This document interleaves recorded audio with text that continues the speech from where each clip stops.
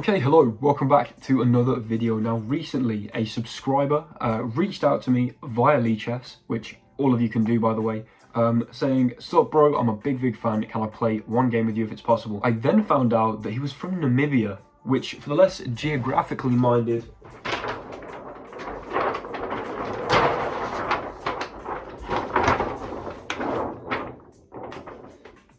is here. I thought this was really cool just because I have like people that watch my videos in Namibia. That's kind of mind-blowing to me because I'm just here in England with my 700 subscribers, making YouTube videos, and I've gone global. It's Mr. 305, Mr. Worldwide, back at it again and let you know. So he reached out, of course, asking for a game. I said, you know what, mate, I'll do you one better. Do you want to be in a video? To which he said yes, and we played a best of 3. So this video is basically a cover of those 3 games.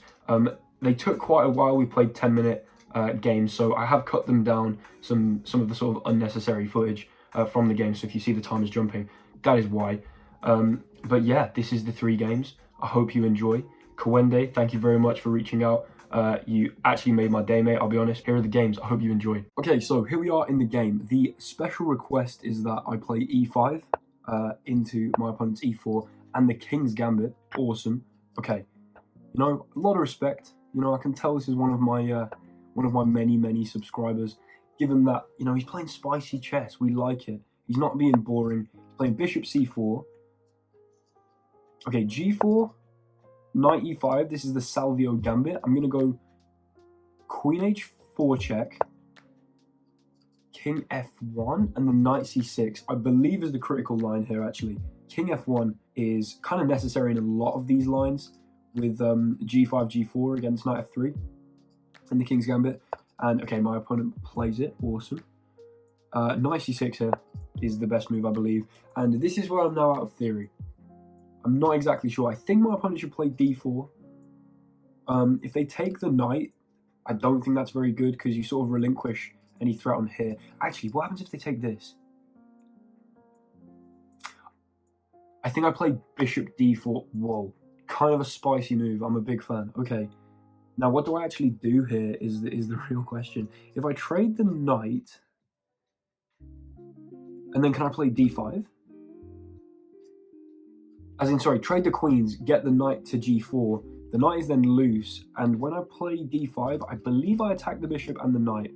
But then, yeah, no, okay, but the bishop can move just back to here to defend the knight. So queen takes, knight takes, d5. Bishop e2.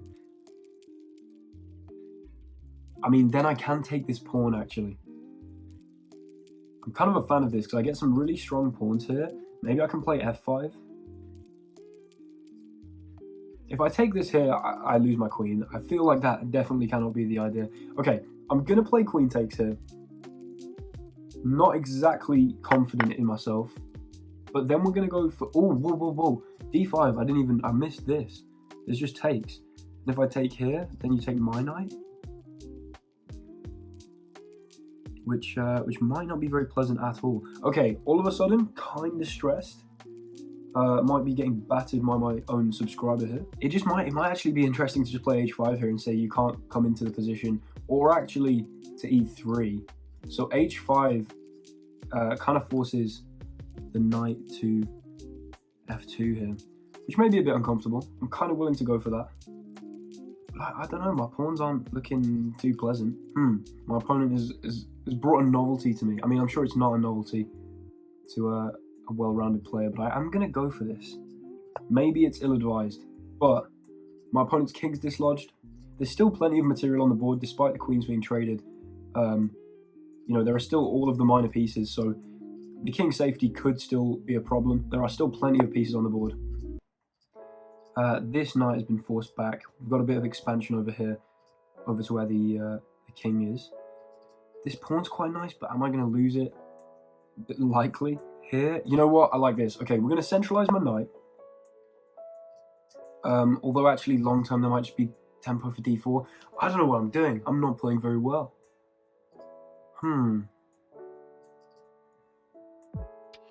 My opponent is playing very well, I believe.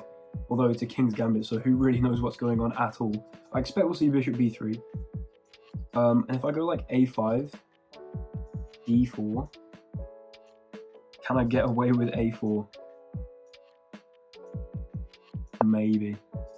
I mean, this does look kind of fun, and I do sort of want to go for it. Okay, you know what? I'm gonna lash out on both sides of the board here. I'm thinking my king will always be safe. I mean, white's pieces are not posing much of a threat. Okay, this bishop is trying to tuck in on a2. You know what? Fair enough. I think I'm going to claim this space though. Minimal hesitation. We just get that bishop back to a2. It is a pretty safe bishop and a pretty laser beaming piece, but I think actually just d6 and like... Actually, bishop e6 is lovely. d6 and bishop e6, because if takes, this takes, and then hopefully I can move my knight and consolidate this pawn on f4 by playing e5. That's my general thinking. Do I want to play this? You know what? I think I do. I'm going to play d6 to go for bishop e6. I'm expecting this knight to be kicked, although... Okay. Doesn't kick the knight. Does go for this pawn, but I mean, I've got bishop h6, and I mean, now I've committed to d6. The bishop's not coming out this way anyway, so don't really mind putting it there, I'll be honest. That's fine. This is plenty held as well. I don't think g3 will ever be a good move. Here, knight b5. I could even castle. That'd be quite funny. I could just play king d7 as well. Okay, not worried about knight b5. Although the reason to, consider it as a problem is because I've already pushed this pawn all the way to a4, so I can't ever play a6. So that b5 square is a little juicier. I can play c6, but I don't really see a reason to as of right now. Now, I think it'd be a weird decision to take this bishop here, because you just resolve this pawn structure. And if I can get e5 in, they go for it.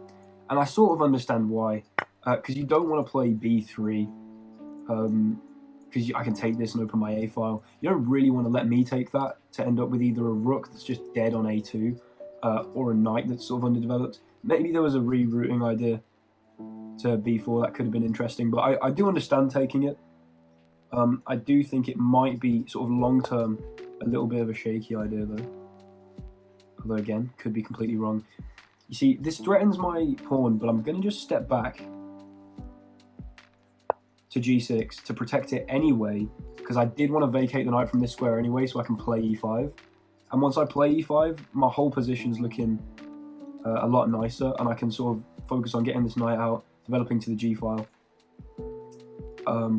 Maybe even some kind of knight h4 at some point. Okay, now my opponent's going in for this. I think I'm just going to go king d7. Getting a nice endgame ready king. Preventing any fork, of course. There is no aggressive move for this knight. I've also got e5 coming, which is going to prevent the knight from going to d4. Although if knight d4, e5, knight f5. That is kind of stressful, but I can always put a knight on e7. This should be fine. Okay, if I play e5, I pay the price of allowing the knight to d5, but also don't really care because I've got c6, which just blunders a fork, so probably not. So do I play c6 first, then e5? I mean, it could be a shout. There's no real need to play e5 yet. So I think I'm just going to play c6, clamp up this knight. Okay, this king steps up. Now I'm going to play e5, because there is no knight d5, and this square is not weak anymore. I mean, this square is weak, but it's sort of inaccessible, so that's okay. I also might need to play b5 and just get this bowl here, just for aesthetic purposes. Also, so that I can mobilize this rook without losing this pawn. I don't know, I'm not really seeing a direct way to press for advantage yet. I am feeling good about my position, though, having reconciled this pawn. Because now I'm not having to look for... Oh, okay. I don't think that's the best idea. Because I think I just take here. I like the idea, sort of. But maybe I could play b5 and lock it up. That'd be kind of interesting. But also taking gives me an open a file. I feel like these pawns aren't that strong. And it yeah, okay, look. I'm going to take here, forcing recaptures. And now I think this pawn is much weaker, which means that sort of I can get to undermining this center a lot easier by trying to put pressure long term on this d3 pawn.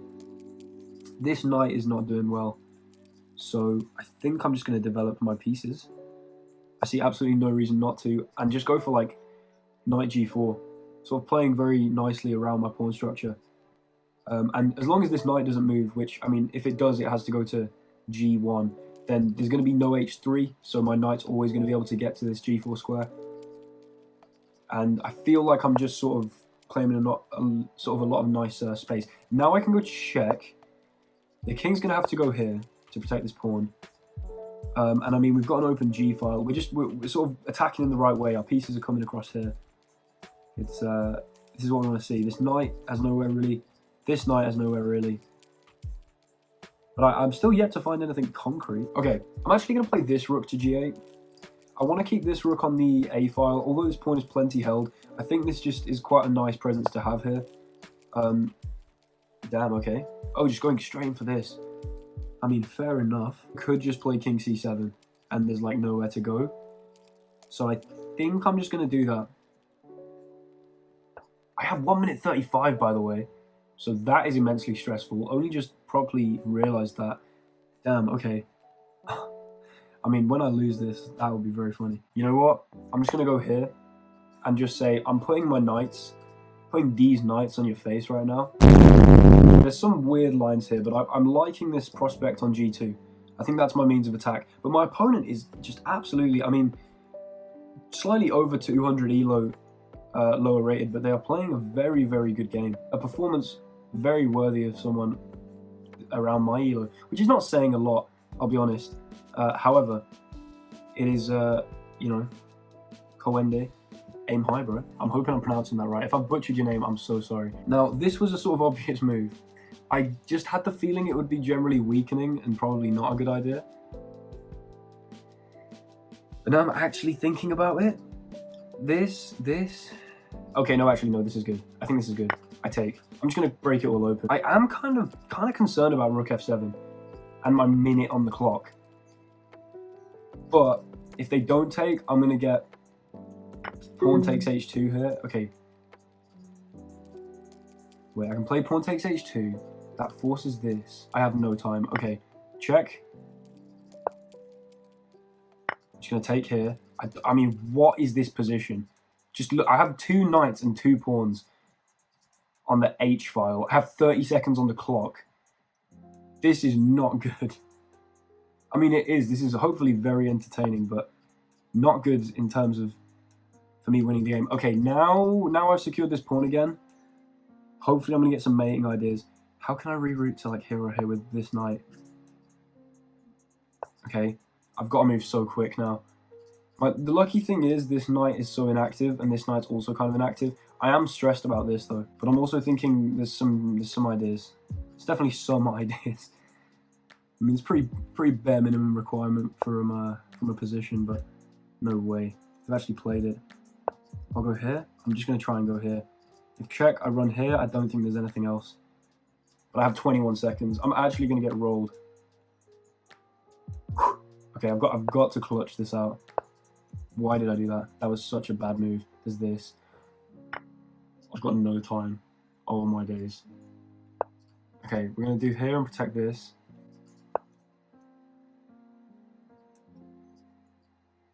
Yeah, I guess this. I have actually no time. I'm going to have to start pre-moving. This is awful.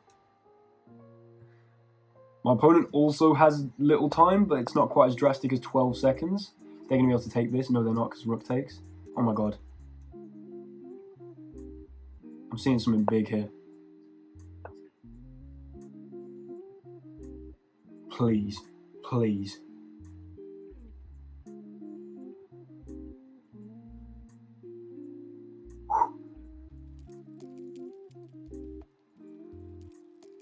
I'm gonna go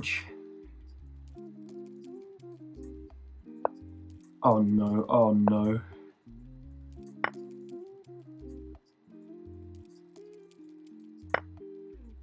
Check. Takes. Here.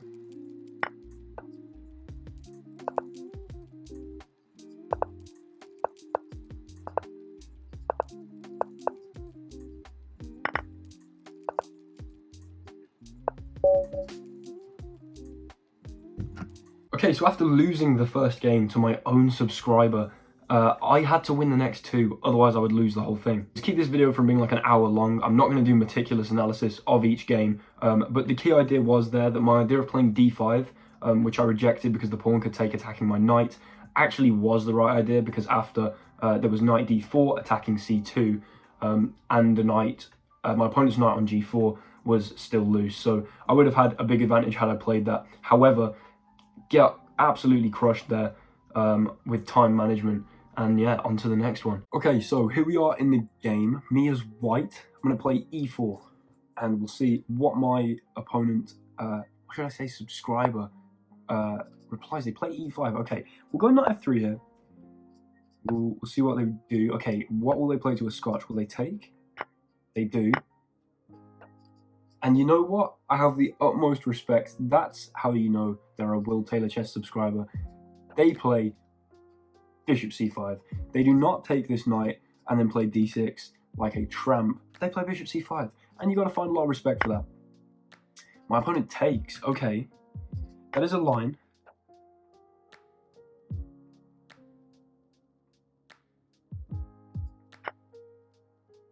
Okay, g7. I mean, is this some prep? Am I about to get rolled? Am I about to just play this and get completely flattened? Although actually, to be fair, just queen e2 there. This might be a nice way to clean up. Just go g3 here. Yeah, okay, I'm actually going to go for this. g3.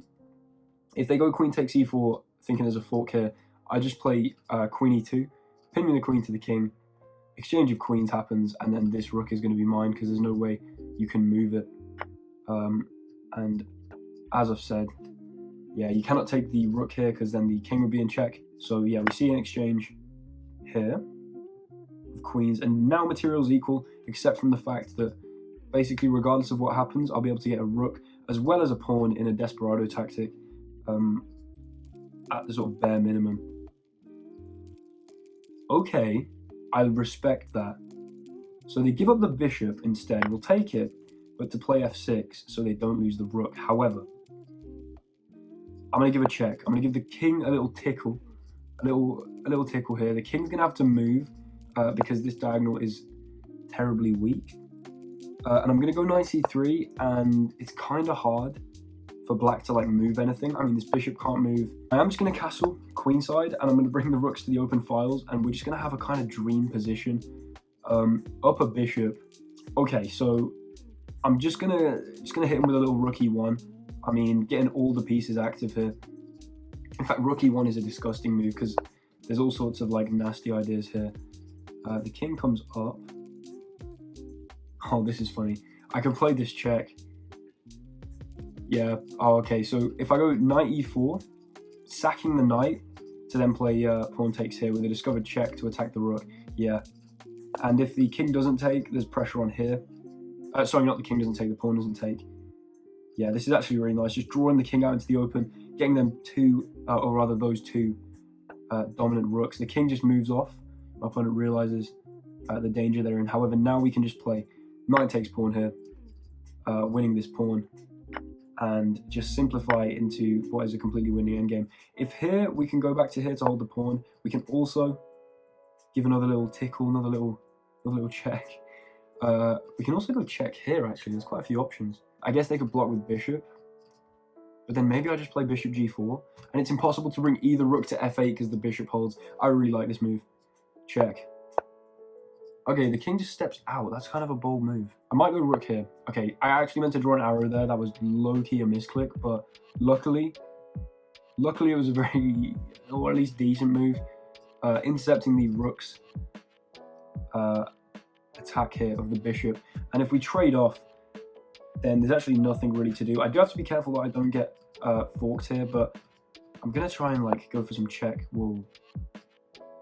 I mean, that's kind of interesting, but I'm just going to take and trade down into what is inevitably a winning position here.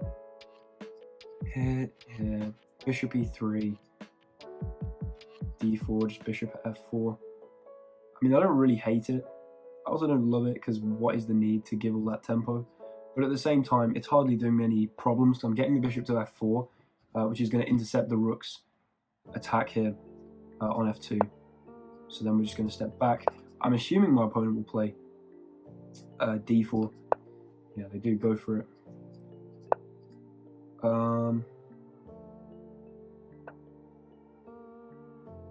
Okay, kind of interested in going up here and blundering a rook, so that is the worst thing I've ever said. Kind of interested, actually, this time in stepping across to the e file and trying to get in here. That looks quite nice. Getting the, or rather, getting on the dark squares is obviously going to be a good idea because this light square bishop will then not be able to touch my rook. So, you know, rook e5, rook e7, both interesting moves. The king steps up. I mean, I can low-key give him a little tickle. I mean, we're just tickling the king today. Not actually sure how I feel about that word. I'm going to play rook e7. We're going to go in for this pawn. I expect we may see this. Okay, yeah, this makes sense. I can play check. The king goes here. Check. The king goes here. I could play this, actually. This looks really funny. Just put the rook here to guard the c6 square. And then just threaten to play check. Although, to be fair, check you can block with this. Actually, no, not if I do this. That's actually a really nice move. Because if I now play check... Sorry, if I now play check... c4 is not an option because the rook now holds. Also, the king can't come back out this way. Okay, we see rook f6. So, I'm just going to play bishop e2 check here. And... having prepared this idea, the king now has to come down here. We might get a pawn mate. This could be very funny. Like, I'm seeing something like here. Okay, now. Okay, we'll start with check. We'll force this move. And then I'm actually just gonna play king b1. I think that's just kind of funny. To just play king b1 here. I mean, it's kind of an elegant way of finishing it off, I think. Huh. Now if I go here, you can take this. I go check. You go here. I go check. You go here. No mate. I mean, I'm sure I'm still winning, but no mate. So, instead, I guess we're going to play this. This is kind of funny. Put the bishop here. If check, we can go here to a2, and that's exactly what we want to do. And then it's just going to be b3. And I'm pretty sure that just ends the game. Actually, no, because they can take here and then take on b3. Okay, I mean, I'm making a mess of this in trying to do something cool, I'll be honest. Making an absolute mess of this, but the king is very much trapped. Okay, my opponent does go check. Now, will they take this? Surely they will. You've got to take this in that position. You know what I mean? You just have to. It looks very puzzle-like. Oh, okay. Well, I mean, we get the W here, the pawn checkmate side of the board with the king. Okay, so after a pretty early opening mistake there, my opponent was unable to recover and obviously clutched out the win there, of course, with the pawn mate. However, I have to win the next game. It's still 1-1. The best of 3 is still up in the air. Here we are in the third game. It is currently 1-1. My opponent has again requested that I play e5 against their e4. So we're going to go into this king gambit. Will they play the same line? They play bishop c4, which allows an immediate queen h4, actually. I don't know how strong that is. Knight f3, I think queen h6. There's all sorts of lines here. I'm also kind of interested to play g4 and see if they just transpose into the same line.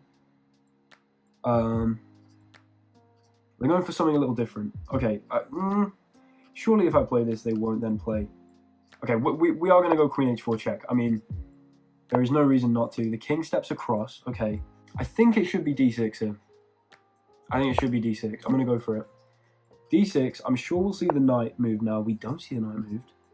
That's a very interesting decision. Now I can play this, which looks really strong. Just attacking the queen. Of course, knight f3 is an option here. But then you sort of step into the pin. I think I might just go queen h6. Which doesn't look very clever. Because, like, what about g3? But then g5? So I'm going to do it. I don't know. Queen h6. The thing is, I don't want to go queen f6, because I think I want f6 for my knight. Also, staying on the h file means that h3 doesn't kick my bishop, because then I can take this rook. As we see there, h3, very intuitive move, but this is not a threat. So now I think I play g5. Bang. And, I mean, the dark squares are looking very weak. This is a very, very, very sharp position, which is exactly, you know, what I'm looking for when I'm playing with my subscribers. Just playing with an entire disregard for the principles of chess, trying to play as closely to Paul Morphy as possible. That's an interesting move, actually. I'm not sure it's the best idea. I mean, it looks kind of funny. It looks kind of funny, but who am I to say that it's actually not a genius bit of chess? Because now if takes, I can't take this, because obviously this is defended. If I take, queen takes, knight f6, kind of don't hate it, because I'm threatening g4, and the rook is then not stable. I could also just move the bishop back. Like, I could play bishop e6. And if takes, then I could maybe play e5. Actually, I don't want to close stuff up. We're going to take this. We're going to try and do something fun, and I'm going to play knight f6. And I'm just going to say, what are you going to do about g4? Okay, that doesn't address g4. g4 takes. Oh my god. Wait, no, because here.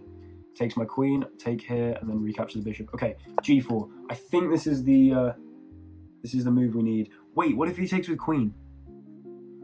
I mean, this is ridiculous. Queen takes. Okay, this is a ridiculous position, but I'm very happy we're in it. Okay, queen takes here. Now, probably I should take.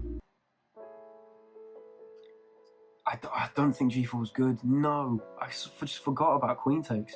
I kind of want to just do this. I'll be honest. This is so stupid. I'm going to lose this game. That's alright. I don't mind losing. H5, bishop h6 is broadly speaking my idea. I just want to keep the queens on the board, I'll be honest. Yeah, I just don't know what's going on at all. I mean, white's king is hardly safe. My king is also hardly safe, and that's maybe a bit of a problem. Now, h5, you can take. But then I can take. Which might just be quite funny. But I really want to play bishop h6. Okay, I mean, I'm probably losing this game. But this is funny. And if it's funny, we're going to play it. I mean, it's not, I'm breaking all sorts of chess principles right now. This is absolutely not good, but it's exactly what I want to see on the board. Just complete nonsense, really. Pushing past, didn't even think about that. This is where we just get funny in second knight. Okay, I think we have to play this. The queen holds f7, that seems okay. We play this, rook comes up. We play this, they can probably get away with sacking the queen, you know. But I'm gonna go for this because I think I sort of have to. I don't really see another move. This is what happens when you play into a king's gambit. You just... Okay, that can't be good. That's a free rook, no? What? Can you take my knight? Is that what you're saying? I can just take with this. Okay, that can't be good for my opponent, surely. Unless I'm missing something, I believe that's just not a great move. They might be thinking if this, then there's this. But if I just take here... Yeah, we're fine to do this. Okay. I may have been saved here. Oh, what if this? No, I can just take. Okay. I'm still scared, but I'm honestly much more secure in the fact that there's no longer a rook here. I sort of understand it if my only way to take was with the rook, but obviously I can take with the queen. My opponent moves their queen to here. And we do not have this, unfortunately, but surely we're just mating, no? Okay, you know what? I'm not calculating at all. Actually, let's calculate. Check. Here. Check. Wow, this is... Oh my god, it is just mate. Wow. That is kind of brutal. I mean, my opponent played extremely well. Of course, beating me in that other game. But I believe this is now just mate because the knight holds here. The queen holds all of these. But wow, what a game. I cannot pre-move rook h1 just in case. There we go. Just in case my opponent played queen f2. That'd be quite amusing. And now it is just mate. Should I play this one? Is there a cooler mate? kind of looking for a cooler mate, but I feel like it has to just be this. Only legal move, and then mate in one or not. That's what I'm thinking right now. That's what I'm considering right now. Mate in one or not mate in. Okay, no, we're just gonna take it. All right, checkmate, and a very close, a very hard fought game from my opponent. But that does make it 2-1. A very close score. Thank you very much for watching. First of all, Kawende, I really appreciate you reaching out. As I said, that made my day. And obviously, hopefully we've got a pretty entertaining video from it. You better get everyone in Namibia to subscribe now. And to everyone else that's just watched this this quite long video, if you're still here, thank you very much for all that watch time. I really appreciate it. But also thanks for your continued support, of course. Leave a comment, leave a like, subscribe if you're new, and we'll be back with another banger soon. Goodbye.